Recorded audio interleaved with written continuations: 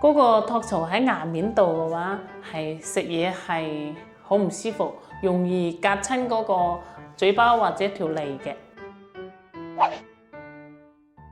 大家好，我係博耀齒科翠竹店個吳醫生。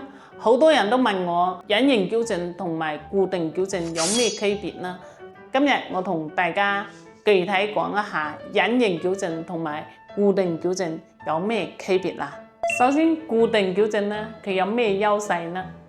第一，固定矯正相對於隱形矯正係比較快嘅。第二呢，固定矯正比較經濟實惠，佢相對於隱形矯正性價比係比較好嘅。第三，固定矯正呢比較方便嘅，比如呢刷牙食飯呢係唔使攞出攞入嘅。仲有最重要一點呢就係第四點啦。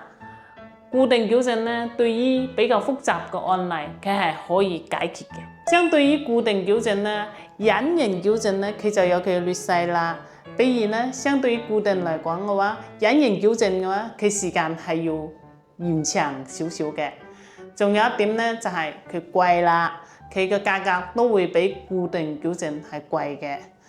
仲有一點呢，就係佢經常要攞出攞入，甚至有時候會忘記咗帶啦。隱形矯正呢，對於一啲複雜案例嘅話，佢係解決唔到嘅。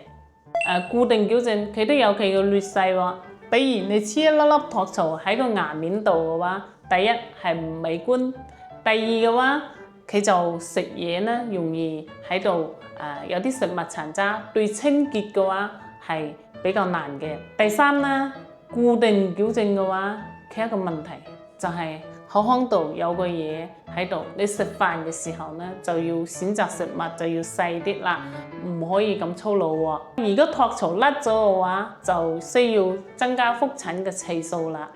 仲有一點呢，就係嗰個托槽喺牙面度嘅話，係食嘢係好唔舒服，容易隔親嗰個嘴巴或者條脷嘅。相對於固定矯正嘅劣勢嘅話，隱形矯正又有佢嘅優勢喎。第一，美觀啦，佢睇唔到有口腔裡面有其他乜嘢嘅。第二嘅話，佢係食嘢攞出嚟，你想食乜嘢都得。第三，隱形矯正佢戴落去係比較舒適嘅。佢對口腔黏膜同埋條脷係唔會有咩傷害嘅。最重要嘅話就係隱形矯正啦，3個月到半年覆診都冇所謂嘅。好啦，呢期內容就喺呢度啦。如果大家有咩疑問嘅話，就按下面嘅就診小助手諮詢我哋啦。呢期就喺呢度，下期再見啦，拜拜。